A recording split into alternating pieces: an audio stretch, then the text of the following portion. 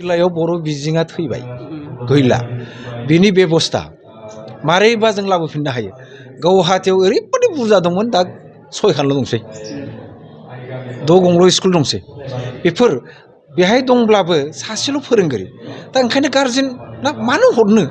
सासे फोरोंगिरिया मोनबा क्लास लानायाव बोरै मा साहसजों हरनो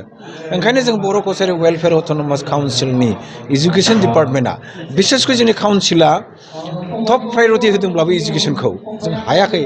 नाथाय एजुकेशन डिपार्टमेन्टनि गेजेरजों काउन्सिलनि जानाय टप प्रायोरिटी होनायखौबो जों मोनफा मोनफा मावलांनो नाजाबाय जों थांनाय जोङो देग्लाय माने जों दा खालामगासिनो दङ 36 स्कुलनो जोङो ग्रान्ट होबाय 36 नाम्बार्स अफ स्कुलनो बेयाव भेन्सारबो दङ प्राइभेटबो दङ गभर्नमेन्टबो दङ थेवबाबो जों नायनानै दरखाराव जोङो ग्रान्ट होबाय आरो माने 8 गं स्कुलाव होबावगोन गासै बेसेबां जाहैबाय 36 आरो 8 44 नाम्बार्स अफ स्कुलाव जोङो ग्रान्ट होगोन एट दि रेट अफ मा होनो 50,000 माखासे 1 लाख बेबायदिनो जों लांनो नाजाबाय थादों बेजों लोगोसे जोङो बोरैहाय दरखारथार माने फोरोंगिरि दरखार बे स्कुलफोराव जोङो बोरैहाय साफा बोरैहाय जों हरनो हायो बेनिबो जोङो नाजाबाय थादों निश्चय हागोन बेखौबो आरो गोबां एजुकेशन डिपार्टमेन्टआ जों हाबाफारि लादों जोङो बोरैहाय कम्पिटिटिभ एग्जामफोराव बाहागो लानो हायो बिसोरनो बोरैहाय जोङो अनसुंथाइ होनो हायो जोंनि रां बाजेट प्रभिजनाव जों लाखिदों निश्चय फैनाय दिनाव एसे जुदि रां मोनबोयोब्ला जोंनि भेन्सार स्कुलफोरनि जेंना जोंनि फोरोंगिरिनि जेंना लोगोसे बर' बिजों जागोन एज ए हल माने जेंनाफोरखौ निश्चय जोङो मोजाङै खालामलांनो हागोन जों आसाम सरकारनाव जों खावलायदों जोंनो एसे रां हो जों खामानि मावनो गोसो दङ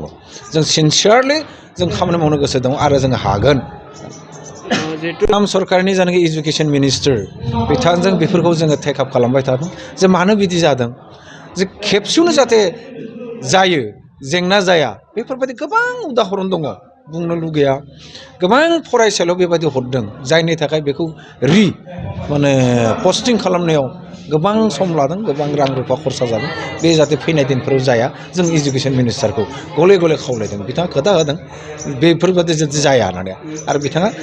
बेखौ सोलाय सोल' खालामनायखौ ट्रेन्सफार खालामनायखौ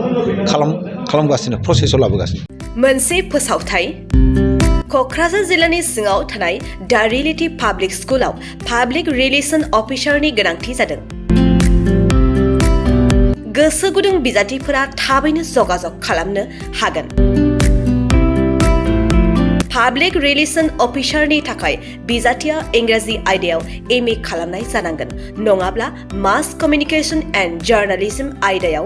MA खालामनाय जानांगोन बिनि थाखाय जेबो एक्सपिरियेन्सनि गोनांथि गैया डिग्री गोनां बिजाथिफोरा बयबो एप्लाइ खालामनो हागोन दान बान्थाखौ 15,000निफ्राय 20,000सिम होनाय जागोन गोसो गुदुं बिजाथिफोरा रियेलिटी पाब्लिक स्कुल @gmail.com आव मेसेज हरनो हागोन नङाब्ला 9435293000 जानबुं अनजिमायाव जगाजग खालामहरनो हागोन